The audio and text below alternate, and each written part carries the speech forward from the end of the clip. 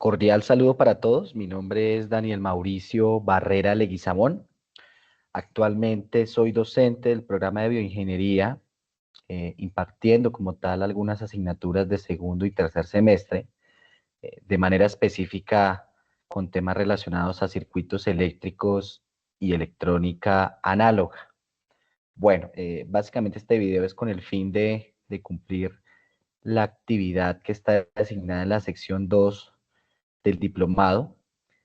Y bueno, digamos lo que voy a iniciar con las preguntas formuladas en esta primera instancia. Tenemos, ¿cuál es la metodología que empleas en tus clases?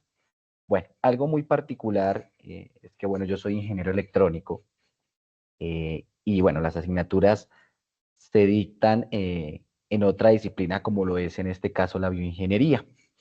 Particularmente los componentes o en este caso los temas relacionados con circuitos eléctricos y electrónica análoga particularmente se caracterizan por tener alrededor de 4 horas de teoría y 2 horas de práctica.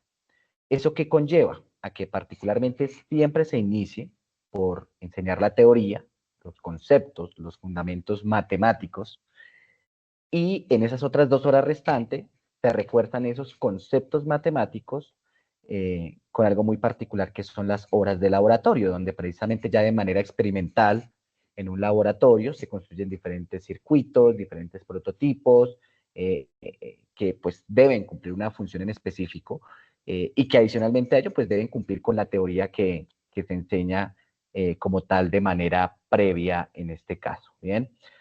Algo importante es que trato yo de ser muy participativo en el sentido de motivar a los estudiantes a que discutan, realicen debates, particularmente hagan allí todas las preguntas necesarias para entender los temas, teniendo en cuenta que pues son bastante técnicos y que las características de nuestros estudiantes pues particularmente, digamos lo que está llena de diferentes conceptos, de diferentes asignaturas como la microbiología, como la biología, como lo puede ser también fisiología de sistemas, digámoslo, áreas relacionadas con ciencias de la vida.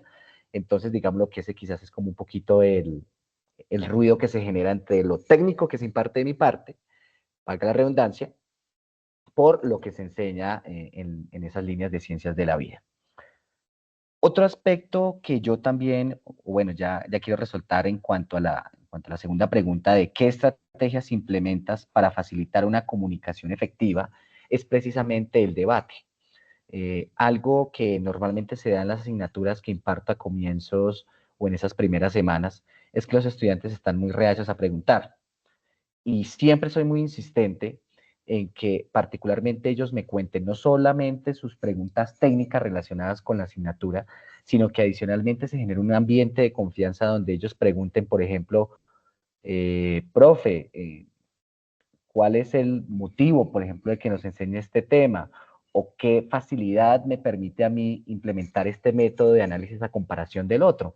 Entonces, en ese orden de ideas, siempre trato de generar esos espacios que permitan que ellos le pregunten precisamente a uno cosas más allá de lo técnico para precisamente ser abiertos y generar pues esos ambientes de confianza. Como tercera pregunta, pues en este caso tenemos, ¿cómo aplicarías el concepto de sorprendizaje para hacer que la educación sea más dinámica y atractiva?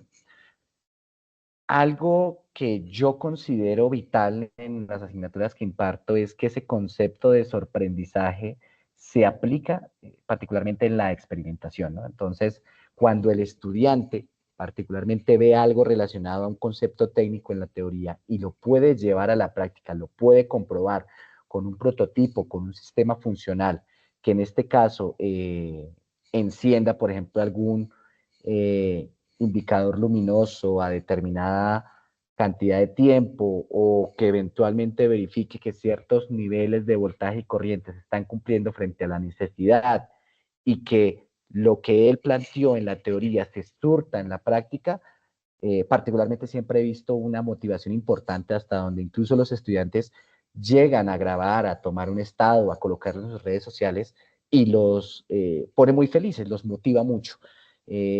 Algo que me he dado cuenta particularmente en esta generación es que son muy visuales y, y ese sorprendizaje o esa sorpresa particularmente se genera a través de ese medio, ver que su circuito, que su proyecto funciona.